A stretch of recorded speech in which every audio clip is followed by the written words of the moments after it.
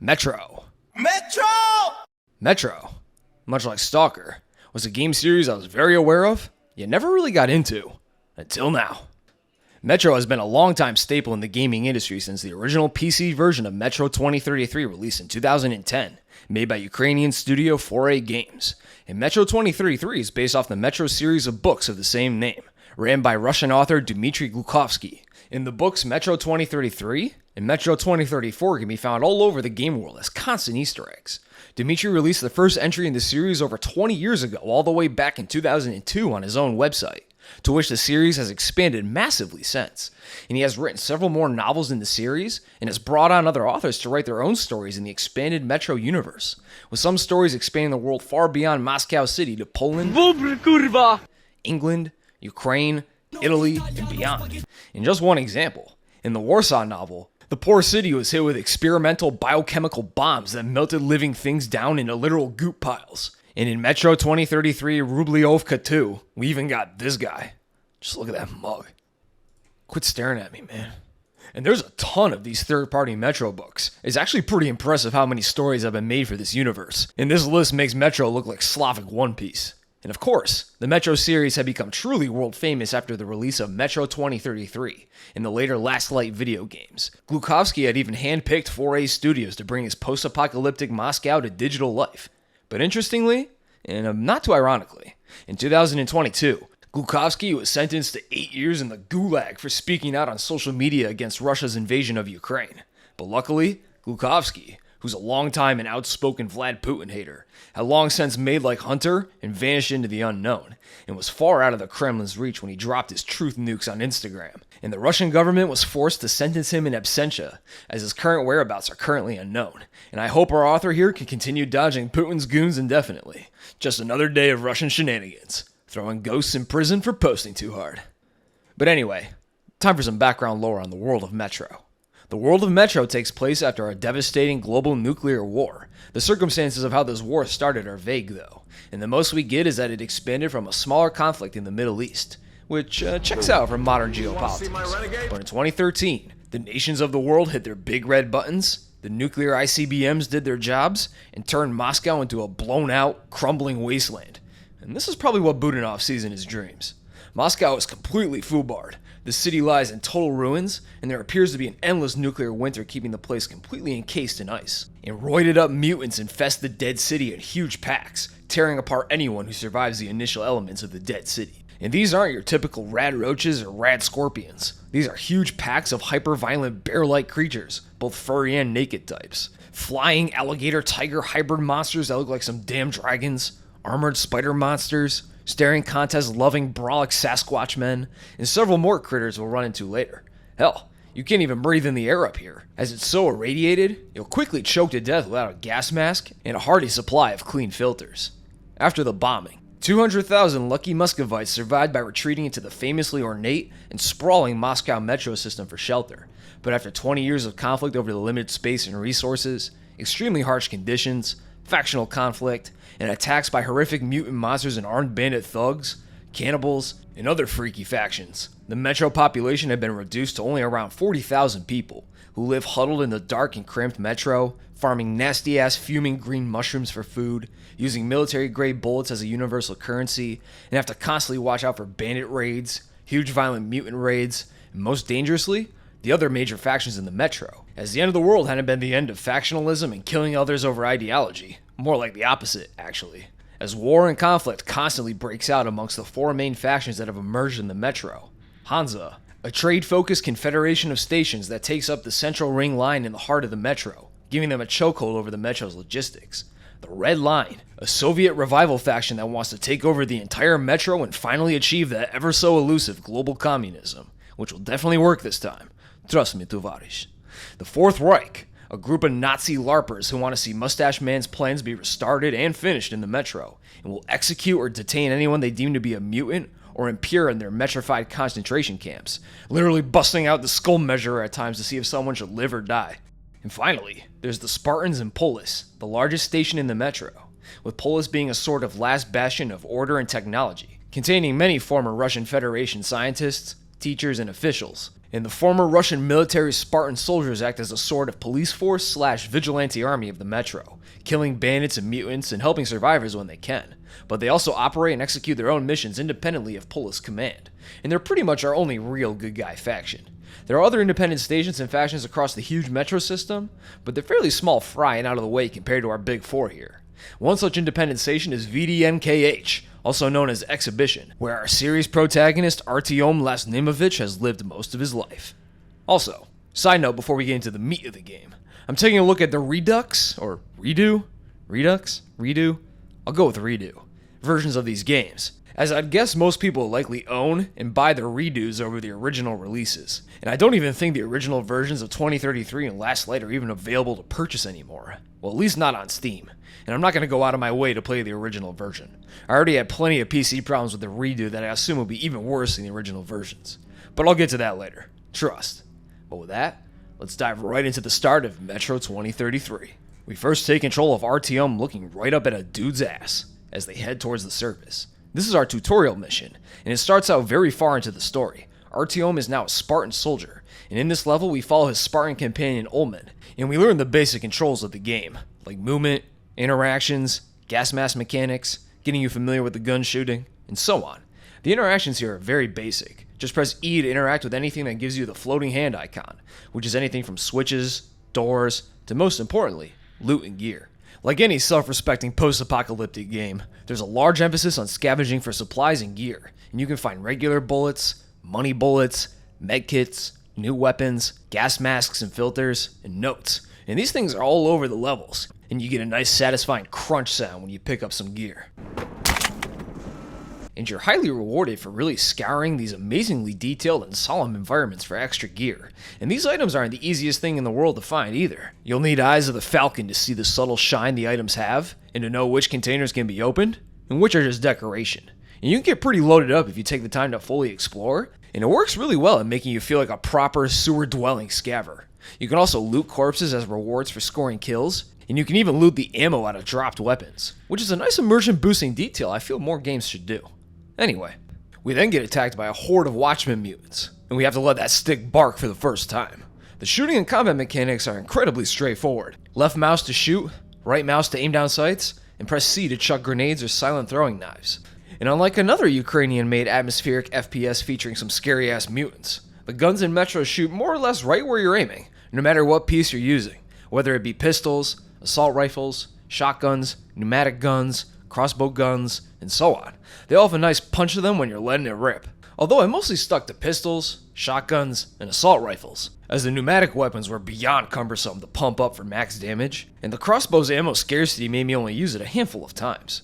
The shooting also isn't perfect. It definitely feels dated and unimpressive by today's standards. It lacks any real unique mechanics that make it stand out from any given FPS. Recoil feels jittery, there's a slow and plodding pace to all the gunplay, and the bullets really lack impact to make the shooting feel truly great, which I mostly felt when fighting mutants, as sometimes they'd react to bullet impacts, and sometimes they wouldn't. And their surprisingly dynamic animations make it hard to figure out if the thing you're shooting at is even alive or dead for a few moments.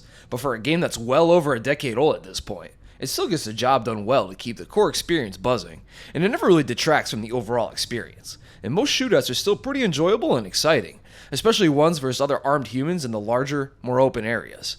And I also appreciate the differently shaped hit markers for body shots versus headshots, and when you're shooting at an armored enemy, and hit markers are an elite visual data tool, and all shooting games should have them in my opinion.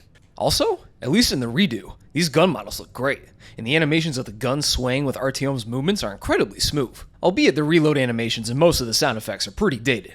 I also really dig the glowing iron sights on all the guns. They give the weapons a distinct Metro flair that you can recognize almost immediately. These glowing sights are in the same league as Artyom's blue light watch, which denotes how much time you have left until you have to swap a filter, and his large bullet lighter in terms of recognizability for the series, which you can pull out with M.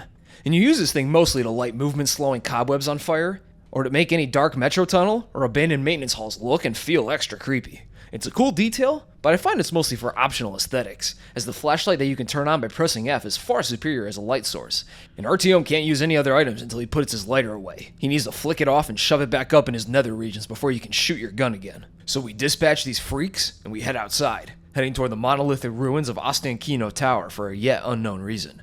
A ranger truck pulls up on us for some backup, but not long after, a huge mutant horde appears and surrounds us, and we open fire on them until we're incapacitated and attacked by a massive flying demon mutant, who flies right up close and gives Artyom a big ol' smooch before we cut back to black and go back in time. We catch up with Artyom living a tough but mostly stable life in the Metro system, a spry young man of 24. He was raised by his adoptive stepfather, Alex Sukhoi, who currently acts as a sort of mayor for Exhibition Station. Artyom is looking at some old photographs of the world before it got all shit-canned, showing us his wistful and curious side. And Sukhoi appears to tell him that a Spartan ranger has arrived, so we excitedly go to meet him. From a note we pick up, we learn that Exhibition is under threat by invisible mutants who are only known as the Dark Ones.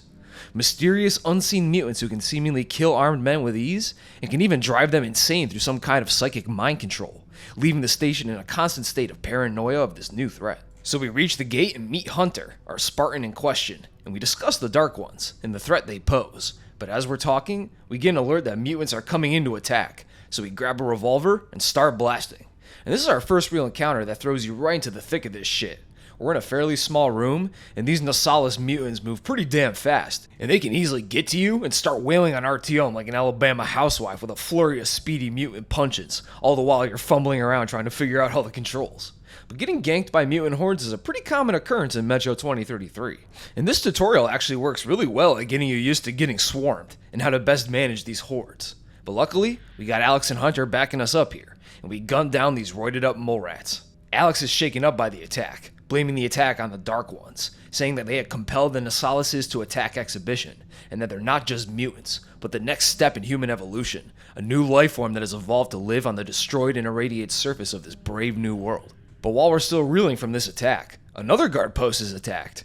So we run in slow motion chariots of fire style over to find all the guards dead or mind broken, seemingly from an attack by the Dark Ones, who are gone without a trace.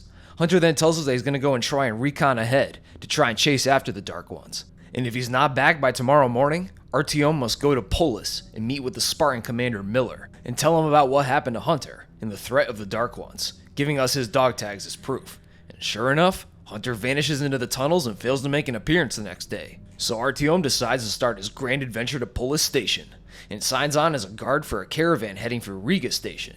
So we gather our things and head through Exhibition, and this walkthrough sets a great standard for the game's atmosphere and level details. The metro halls are packed tight with people, supplies, and shabby shantytowns built into the large metro terminals, and the reduced version has some pretty great lighting and textures. And this game still looks visually spectacular in my opinion.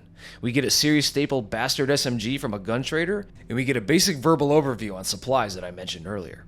We check in with our step pops, and he tells us that this caravan is being sent to forge an alliance with Riga Station to the south, and he tells us that this trip shouldn't be too hard, and warns Artyom against joining the Spartans in their violent and unstable lifestyle, and to come back home right away. This dude is god-awful at predictions. But regardless, we set off. On our cart ride, we learn that a caravan had gotten stuck in a tunnel collapse up ahead, so we have to take a spooky-ass alternative service tunnel route to reach Riga. And this tunnel is not only amazingly spooky, it's also literally haunted, as the trader riding with us starts hearing and seeing weeping ghosts, before the floating blue orb anomaly from Stalker Call of Pripyat appears, and everyone in the cart gets knocked out. We are sent into a vision of Hunter trying to attack a Dark One, this being the first time we see one. They appear as tall, all-black humanoids with extremely long arms, massive hands, and a frog-looking head, looking more like aliens from outer space than irradiated mutants. The Dark One knocks down Vision Hunter and envelops Artyom, before we see it being shot to death, which breaks Artyom out of his psychic vision coma right into a mutant attack on our cart, that we fight off with QTEs and a shotgun from the guy sitting next to us. And there's a ton of these things that swarm your cart, but luckily, they're pretty limp-wristed, so we tank their attacks and they eventually fall off the wagon, and we have to hustle to the barricade to escape. And we don't really know it yet, but Artyom breaking out of this vision reveals that he has a unique connection and resistance to the Dark One's psychic influence. Somehow. But no time to dwell on that now. We then cut to Artyom and his cartmates celebrating their survival the only way you can in Russia, knocking back cups of straight vodka. Here at Riga Station, we can also buy some supplies for the first time, which introduces us to the store and currency system. Currency in the Metro is military-grade bullets, a stronger version of regular bullets that you can trade for ammo for weapons, weapon upgrades, filters, medkits, the Benjamin, yada yada, anything you can think of. It's handy when you need to quickly re-up on ammo if you, say, blasted off too many shotgun rounds in the level before. But doing some thorough scavenging will usually leave you with more than enough supplies, and I wasn't much of a big spender across both games.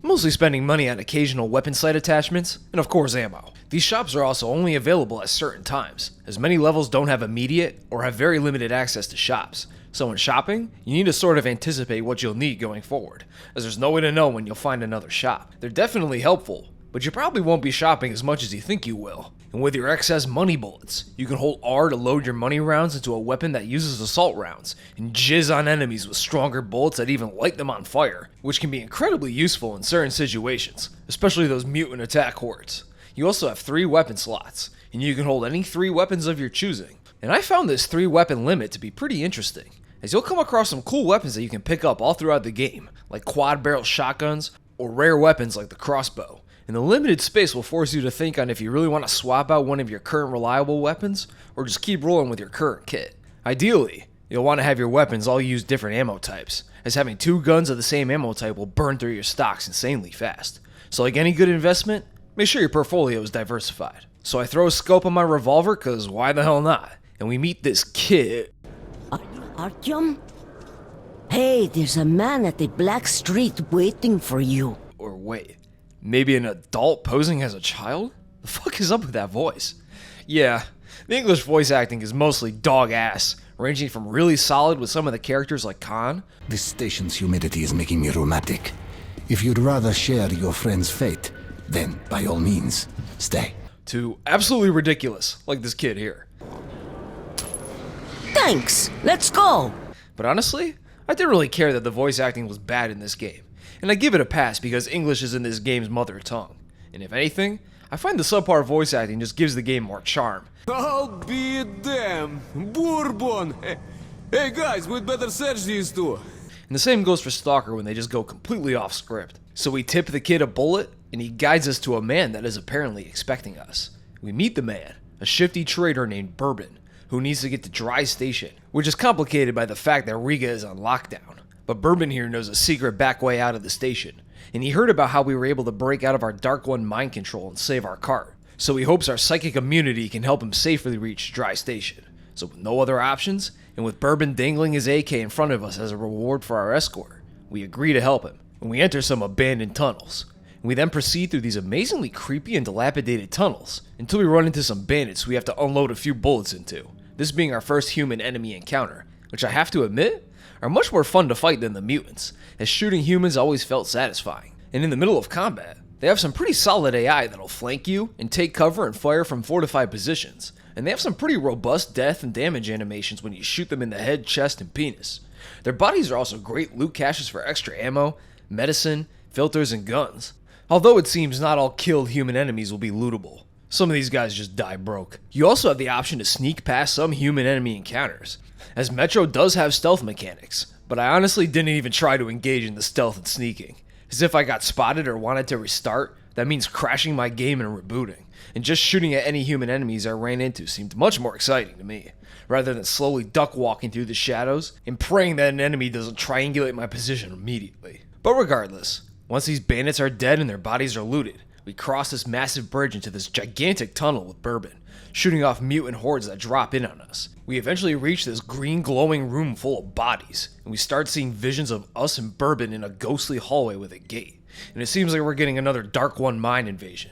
Meanwhile, Bourbon is getting some psychic vision head. My mistress, I hear you, yes, always. We then flash back and forth between this vision and reality, and the vision is trying to push us into a big red door, and red means dead, so we have to sprint through the vision gate to proceed, and we barely escape our deadly geek session.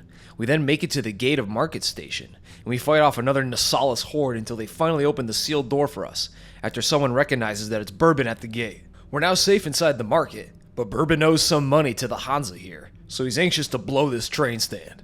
But not to worry, as 130 IQ Bourbon is cooking up a plan to get us out of here free of charge. So we do some shopping and link back up with him. And after making a quick escape that I forgot to record, we escape through a sealed door and exit onto the surface of the dead city, formerly known as Moscow. Like I mentioned at the beginning, the Moscow air is irradiated out the ass, and humans can only survive with the help of a gas mask.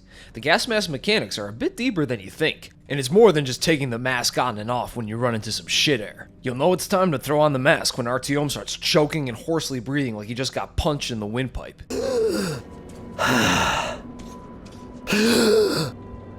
And you gotta hold G to mask up. Now, gas masks are nothing without filters, which you can loot and buy all over the game. And the filters here are time sensitive. After a couple minutes, you'll have to press T to swap out a filter for a fresh one. And the maximum amount of filter time is 20 minutes. So anytime you're in a gas mask required area, you're on the clock, restricting how much exploration and looting you can do. Although unless you're really unprepared or really lost, you'll likely never run out of filter. And I only did it in one spot, but I'll talk about that later. Also, your gas mask can get damaged over time, building up cracks and damage until it breaks and chokes you out. But by exploring, you can find more intact gas masks to swap out for on bodies or in containers, making exploration highly incentivized in these toxic areas. Now, all these features are all solid on paper, and this is definitely the most immersive and true-to-life gas mask simulator I've ever played. But in execution, the gas mask damage and need for filters was mostly a slight annoyance in most cases, as 95% of the time, I had plenty of filter time and could find less damaged gas masks fairly often. And it's not ideal to see that press T to swap a filter pop up when you're barrel stuffing a horde of attacking Watchmen mutants, forcing you to disengage and train them like it's COD zombies while Artyom screws in a new filter. They're thematically great, but mechanically mediocre. So we find a body of a stalker. Whoa, base reference? A loose faction of scavengers who are brave enough to venture out into the frozen, monster-infested, toxic hellscape of blown-out Moscow in hopes of finding that sweet, sweet loot. They're not really that important. The world design up here, much like below ground, is again excellent, and this place looks beyond fucked. Buildings stand in ruins, the roads are cracked and full of blown-out cars, junk and debris, and thick icicles hang off most edges, and I can almost feel the cold just emanating off my computer screen. We fuck up a jump onto a car and get split up from Bourbon, and we have to proceed alone through the cramped and ruined streets. We even get to scrap with a demon, those bear, crocodile, dragon, mutant hybrids that look like they were made by God himself to be the ultimate killing machines. The demons can even scoop you up and take you through a quick ride through the air before throwing you back down to earth, and it's crusty as shit. Artyom is kind of teleporting all over the place, and the hitboxes are laggy and disjointed. But I still really enjoyed getting taken for a ride. It was pretty funny to watch Artyom get flung around, even with the clunky ass animations and hitboxes. And I also got a bit lost here too, which the game struggles with at times, as despite the amazingly detailed levels, the clear path forward can get lost in the sauce a bit, and you can easily miss clues as to where to go next, which may leave you running in circles burning through filters. And I had to run to the YouTube GPS for directional help, otherwise I'd suffocate. But I eventually find the way, and we relink back up with Bourbon, and we have to fight off another mutant horde and some demons before escaping. Right into a crash to desktop. Shit. Now I thought Shadow of Chernobyl had crashing problems, but at least that game had a bunch of mods available to make the game crash less often. But Metro 2033 Redo, for some reason, got along with my PC about as well as current day Russia and Ukraine, and I would crash the desktop without fail on a level load or restart, sometimes right in the middle of a level too. And I couldn't for the life of me figure out what was happening or why it was crashing. My best guess is that using Shadowplay or OBS to record footage somehow made the game want to off itself when loading levels. Or maybe it was just my computer with parts made a decade after the game came out didn't know what to do with the damn thing. I even switched from using Nvidia Shadowplay to recording with OBS, which seemed to limit the crashes to only restarts after dying. But I was just constantly crashing from here to pretty much the very end of the game. Now I have no idea if this issue will affect other people, and your mileage will probably vary based on your PC specs. But I was crashing like Rashee Rice on the Dallas freeway, and I also had zero crashing issues with Metro Last Light, which only made these issues extra confusing. So I just want to give you a heads up on these potential problems you may run into. But anyway, we sneak through a vent and watch Bourbon get immediately captured by bandit thugs, beat up, and dragged off.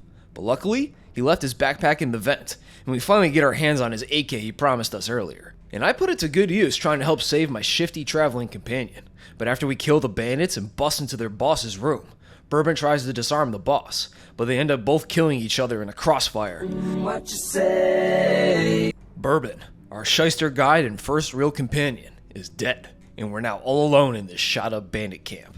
But Bourbon isn't dead for more than 10 seconds when this mysterious fella drops out of a vent in the ceiling like he's Arkham Batman. And this is Khan, a Metro mystic, and probably the most interesting character in the game. And he definitely has the best voice acting in this game. It's actually leagues better than some of the goofier voices you hear throughout the Metro. My name is Khan. Well, I suggest that we leave this place immediately. Now, Khan seems like he's been talking to NLE Choppa a bit too much, and he just popped out of a random vent. But with us stranded without a guide, we decided to follow Khan through some more dark abandoned tunnels toward the foreboding as fuck sounding cursed station. Khan tells us that this isn't exactly a normal tunnel, and that he isn't exactly a normal guy himself either. He's seemingly talking to the very tunnel itself, communing with unseen entities in the tunnel, and maybe this guy's been sniffing too much green shroom gas.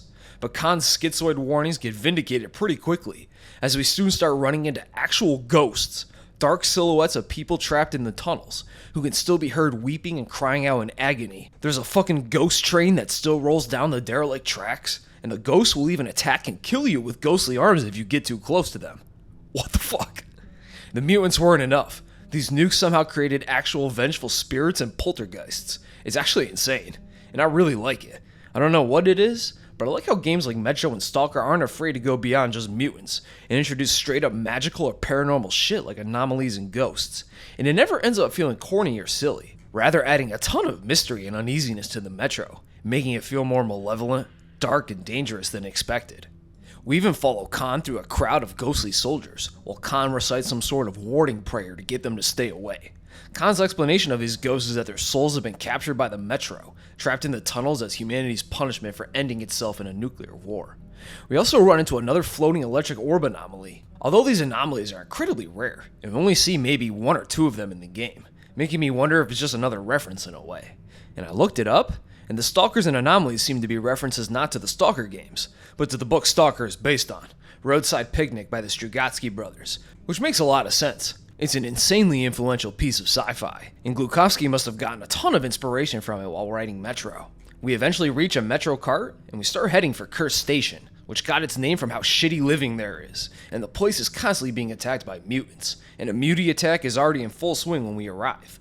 We can only stop the mutants by blowing up their 2 entry points, and they'll infinitely spawn in until you blow their asses up.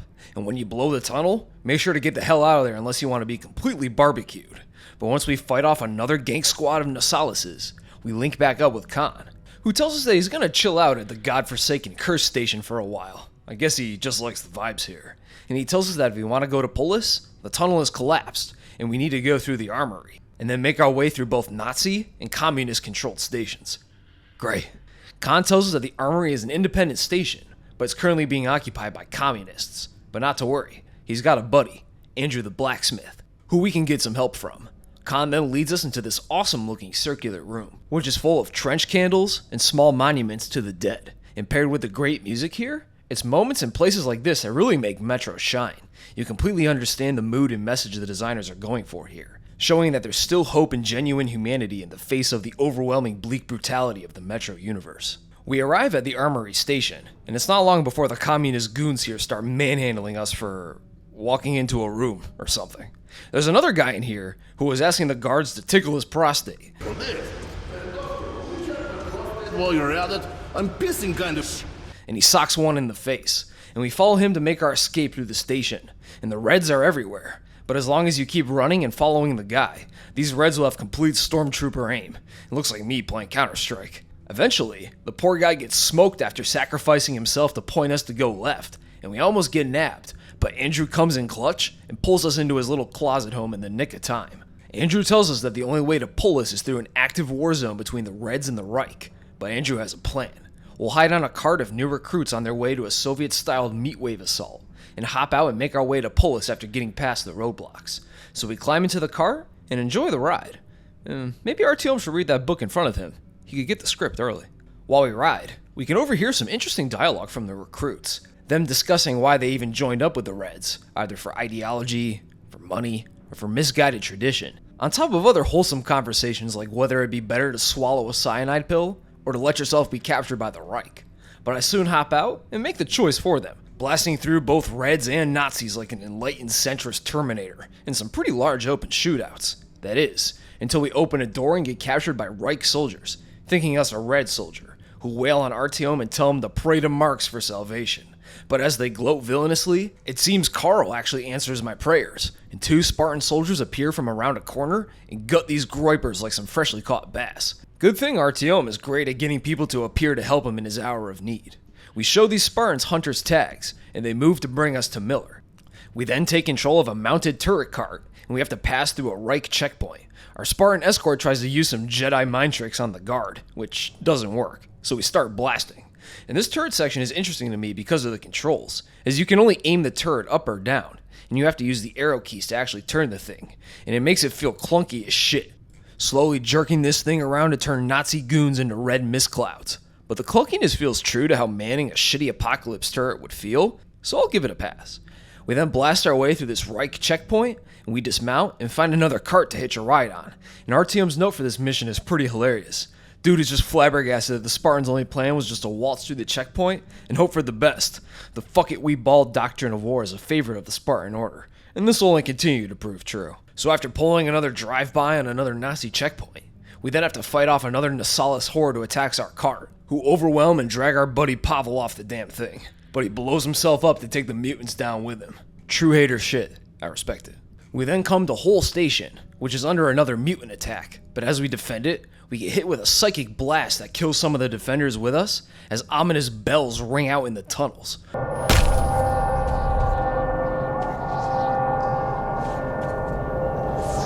Before yet another Nasalis horde appears, and we gun them down.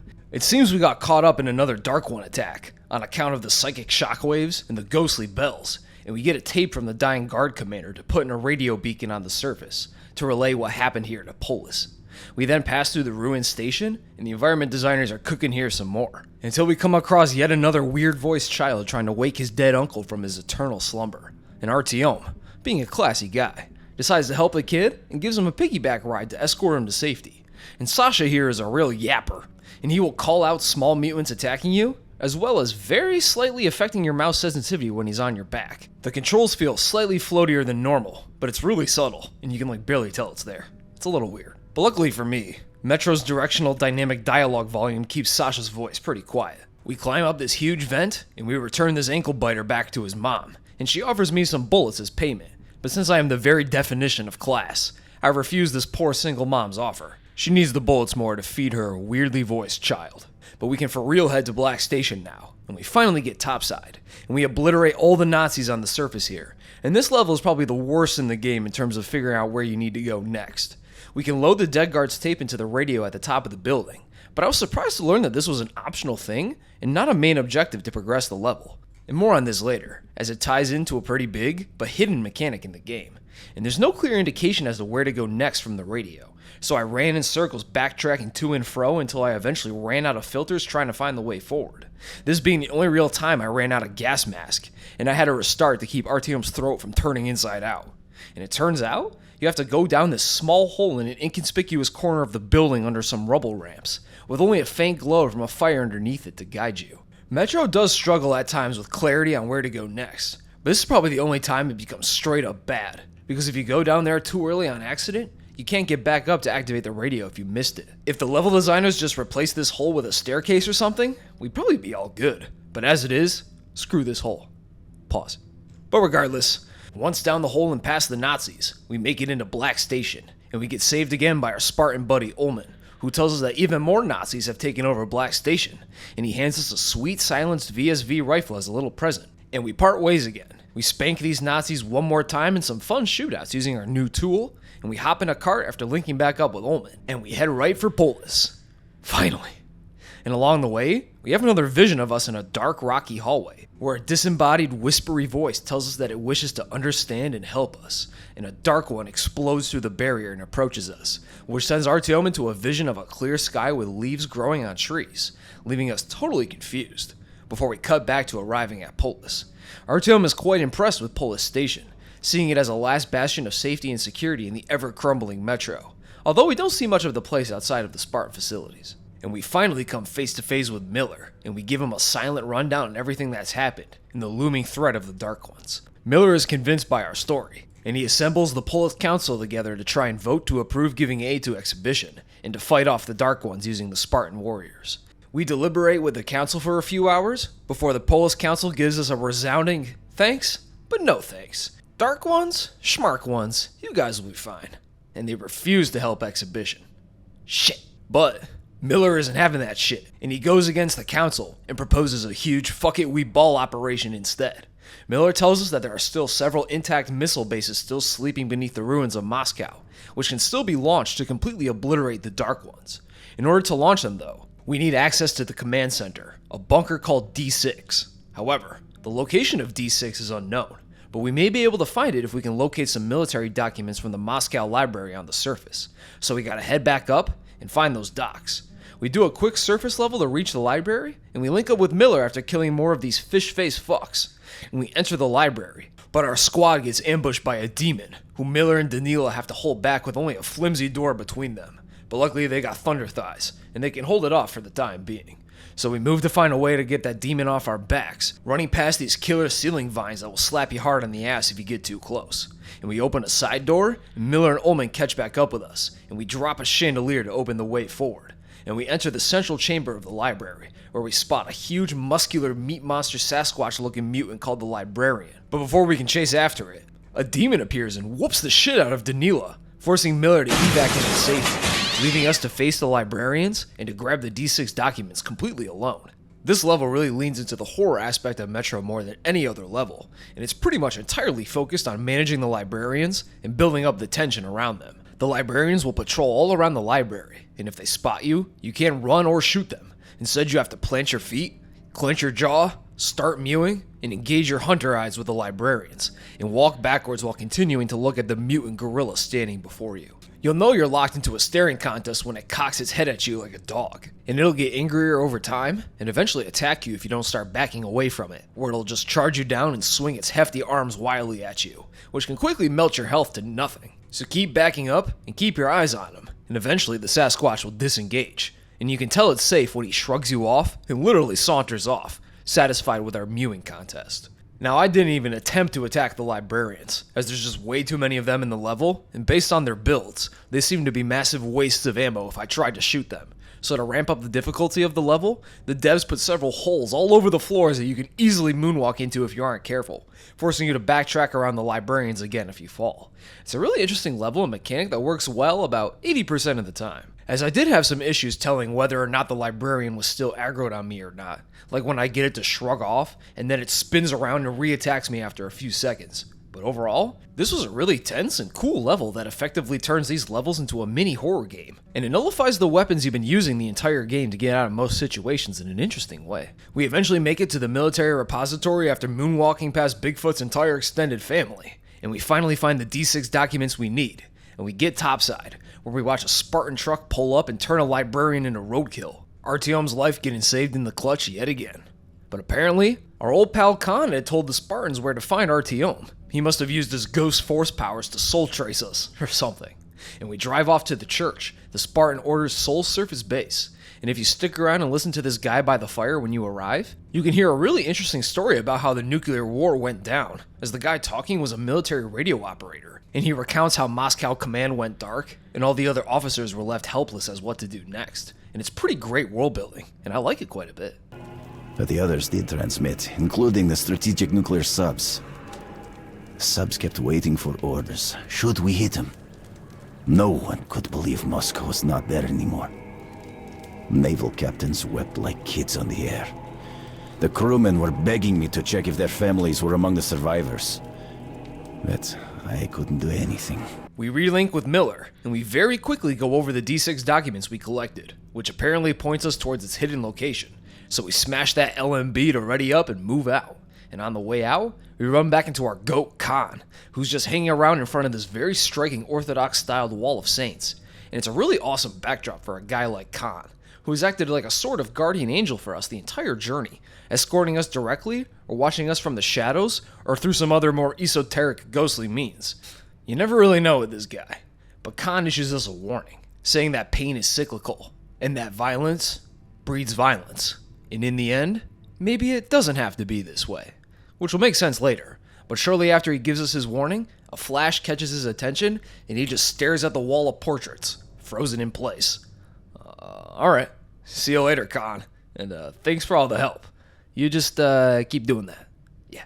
We head for D6, and the Spartans gossip about the fate of Kievskaya Station, but as they're chatting, Artyom gets a psychic blast out of nowhere and collapses, sending him into another vision in that rocky tunnel, where we see visions of a verdant world untouched by nuclear hellfire, a mysterious woman, and as we walk on like these voices want us to, we start seeing the Dark Ones in full view, who appear before Artyom in their Salamander alien man glory. But before we can get any closer to the Dark Ones, the Spartans break us out of our psychic geeker coma as we arrive at the entrance to D6. We then have to fight off a Nasalis horde while stuck in this train cart as our buddies get the door to D6 open. But luckily, we pick up a sweet-ass flamethrower to barbecue these freaks with. Hell yes. Wait. Actually, this thing is fucking trash.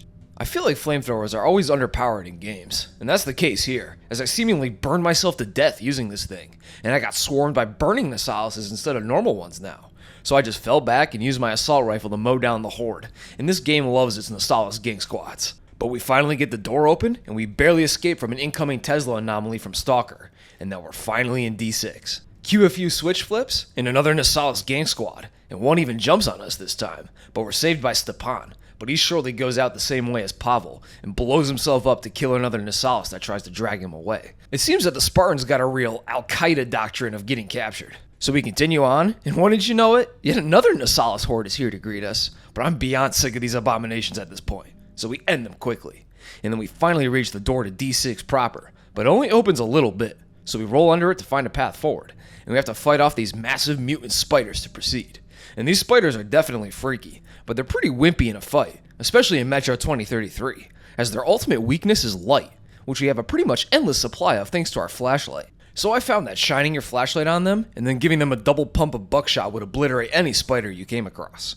So we progress through these amazingly dank spider tunnels, and we relink with Miller and the Spartans again, and a pretty pristine Metro train pulls up to pick us up. Spooky. And we ride this baby right into the heart of D6. 20 years of decay has left D6 filled with toxic air, so we move to get the vents back on first, which we do by doing a Skyrim tier switch puzzle to get the system going, and Miller slams on the console to bring D6 to life like a Soviet movie cliche. His words, not mine. And we head into the depths of the place on these really cool looking spiral lifts. The Soviet style bunker tech here is really sweet. And we soon reach the control center, and Vlad here activates his military IT powers to bring the center online, but the backup battery soon craps itself, and we have to go into the deepest bowels of D6 to restart the reactor. And as we descend, we find that the lower levels here are covered in massive piles of biomass, where these actually living explosive boogers, called the amoebas, appear from and attack you. Even the snot has mutated into killer monsters here. The Metro vs. Nukes must have had HGH and experimental anabolic steroids loaded into their warheads or something. What the fuck? And we soon reach the reactor, but there's a slight nuance. The reactor is covered in a writhing biomass of flesh that can seemingly sense we're here, even shooting mutant mucus at us to attack. Absolutely disgusting. Who the fuck left this Lovecraftian flesh abomination in the basement? We then have to get into a crane and lift the reactor rods from above to reboot the thing. And we have to use this screen in front of us to know when to drop our claw. And we gotta do this 3 times to succeed. All the while, the biomass loitering on the reactor spews snot at us, which we can't really do much about, as the crane moves pretty slow and has no way to return fire. So just ignore the thing and its booger barrage, and just focus on lifting the reactor rods, and return the crane when you're done, and this fleshy abomination will be no real sweat, making this part feel like an extended cutscene almost. We then relink with Miller, and we take a freshly powered elevator back up, and along the way, we spot a whole hangar full of military vehicles and tanks, and this fills Miller with hope for the future, telling Artyom that these vehicles could be used to reconquer the surface, and give them the power to fight back against the ruined world. Maybe a little too optimistic there though, comrade. I don't think a couple rusty T-72s can reconquer the entire surface. Let's put that on hold for now. But anyway, with D6 back online and under Spartan control, all that's left to do is reach the top of Ostankino Tower, aim the missiles at the Dark One's home hive, and vaporize these alien lizard men with extreme prejudice, Exterminatus style. And that's where we catch up to where the game started, getting pulled up on by a ranger truck, and then getting swarmed by watchmen and demons. And it turns out, that time-altering kiss from that attacking demon wasn't as bad as you'd think, and Artyom just gets a little bonk on the head. But then Miller soon appears and gets the demons to fuck off with his Gauss rifle-styled weapon. And the Horde also fucks off along with the demons. So we get up and shoot our way to Ostankino, killing any watchmen stragglers that appear before us. And we enter the tower, and using the power of Sugan, we disengage the elevator counterweight and fly up to the top. And we get blasted off the elevator from the gravity blast. And Artyom is now on top of the ruins of the world, Oh, and Miller's here too. But he soon gets injured by an attacking demon, and we're forced to press on alone. And Artyom's palms must be absolutely soaked right now. Just look at the fall and the state of this damn tower. And as we get closer to the top, we hear the Dark Ones warning about our approach, and they begin a psychic assault on Artyom's noggin to try and stop him, as we attempt to set up the laser missile guidance system, and we're thrown into a crazy vision where you fall off the tower if you fall in the vision, which, by the way, is animated amazingly, yet horrifyingly well. In the vision, we get manhandled by the Dark One's telekinesis, and we have to run through this huge rock wall maze while avoiding the Dark Ones that appear to attack us and throw us off Ostankino Tower. So just do a 180 when you see a Dark One, and keep running. And you'll then be thrown into a materializing tunnel that you have to do some platforming on to proceed, as the Dark Ones repeat themselves over and over and over again. We then run into a vision of Hunter, who hands us a revolver like in the beginning of the game, and he tells us to kill. And we turn around and gun down the approaching Dark One, which breaks us out of our psychic tunnel nightmare. And when we come to, the targeting system is ready, and we see 3 ICBMs launch and completely decimate the Dark One hive. As RTM watches, he takes a very fat and very well-deserved load off, and he reminds himself why he did all this. It was all for the safety of the Metro and its people from the threat of the Dark Ones. But in the end, he's unsure if this was truly the right choice, and wonders if we may have lost something along with the Dark Ones. As the credits roll and we zoom out of Ostankino Tower, completing the story of Metro 2033. Now this is the bad ending. Shit. And there exists a good ending, in which instead of Artyom just vaporizing the Dark Ones, he remembers Khan's words about the cyclical nature of violence and wakes up next to a Dark One. But instead of calling in the nukes, he destroys the targeting laser, finally realizing that this whole time, the Dark Ones were coming in peace, and all those psychic attacks were just them trying to make peaceful contact with humans of the Metro, albeit in a scary, magical mind-melting way. But by saving the Dark Ones, the hope for the Metro's future seems brighter than ever, which is a pretty optimistic ending for the Metro series. So obviously, this good ending is the non-canon one. But how do you even get one ending or the other? It's not like there's a pop-up to press RMB or LMB to launch the missiles or not. Metro 2033 is on a completely different wave than you think. It uses an invisible moral point system that will keep track of your in-game actions and will grant or deduct moral points depending on what you do. And these can be anything from simple actions like exploring stations, talking to NPCs, which is more like walking up and bug-eyeing them until they run out of shit to say, as Artyom is silent throughout the entire game, and interacting with objects like strumming Artyom's guitar, giving beggars money bullets, and avoiding combat when possible, to more explicit actions, like delivering the guard's tape to the radio transmitter, refusing the money from Sasha's mom, and approaching the Dark Ones while in visions instead of fleeing from them. And this goes both ways, as you can also lose moral points for making bad decisions, like killing optional enemies and mutants, fleeing the Dark Ones when in visions, and so on. On paper, it's a really cool idea that tries to naturally figure out what your version of Artyom would do at the end of the story, as his choices throughout the game shape him into a brand new man, and if you were a thoughtful, mostly peaceful, and curious Artyom, he'll realize that the Dark Ones don't mean him any harm, and that the psychic visions were their attempts at peaceful communication, and he will stop the missiles. And if you were an ignorant, trigger-happy, and greedy Artyom, he'll just follow his orders and turn the Dark Ones into dust with blind obedience. But in practice, I found this system to be pretty unintuitive, especially on a first playthrough. And anyone who got the good ending first try without knowing about this system has my respect, as the game does not explain the system to you at all. And some of the moral point triggers seem pretty tricky to actually obtain. Like when Bourbon or Khan tell you about the voices in the pipes, you have to physically crouch down and then listen to the pipes, as standing near them won't suffice.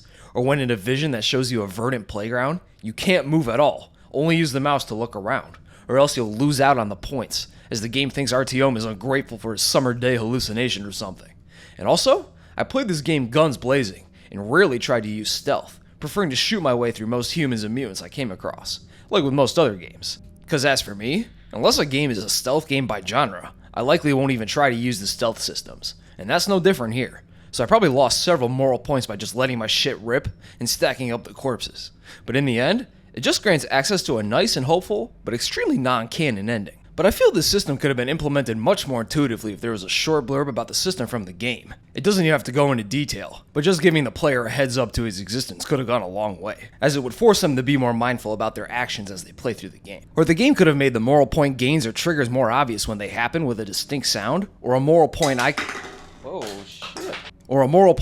pop-up when you complete a task, like say Red Dead Redemption 2's honor system, which feels like a more fleshed out version of this game's moral point system. That way the player can know that they're on the right track, or they're on some sort of track, instead of being completely in the dark until the very end. Overall, Metro 2033's story is best described as a phenomenal setup and world, with some inconsistent execution. The main plot of the emergence of the Dark Ones and what to do about them is a great hook, and the revelation that they were a peaceful and intelligent species is a pretty great twist that plays around with the post-apocalyptic genre's common tropes like a new, world-threatening mutant race and turns it on its head, leaving the bad canon ending a truly unique chapter in the endless cycle of mass destruction and death wrought by humanity's fear and ignorance of others, as we wipe out an entire new species, driven by our fear and failure to understand and adapt to their existence, and the wheel of human violence turns once again. However, the actual in-game execution of the story is pretty shaky, as the Dark Ones remain incredibly mysterious throughout, and every time they appear they seem to summon mutant hordes from beyond,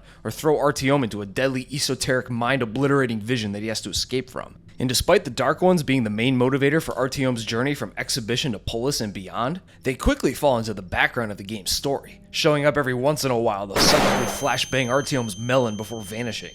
And the player has no real clue what's going on with these guys until the very last few minutes of the game. And even then, it's more than a bit obtuse trying to figure out how to get the good ending, and finally realizing the truth of the Dark One's intentions without a guide or prior metagame knowledge of the hidden moral point system, leaving the average player in the dark as to the tragic reality that we just genocided a peaceful psychic-powered species, thus taking a lot of impact out of the game's canon ending. Instead, the bulk of the Metro 2033 experience is not really worried about telling the deep story of the Dark One's conflict with humanity, but rather being a sort of grand tour of the Metro world, brought to life in incredible detail by 4A Studios, and immersing you in an atmosphere so thick you could cut it with your trench knife, and highlighting Artyom's journey from a curious young man to a hardened soldier and survivor through his trials and experiences. And the game truly succeeds in that aspect, as everything else here is secondary to the atmosphere and environment designs, as exploring the amazingly creepy, dilapidated and dark tunnels of the Metro, the packed-in shantytowns of the stations, and the frozen hellish ruins of Moscow are a visual feast to explore and shoot through.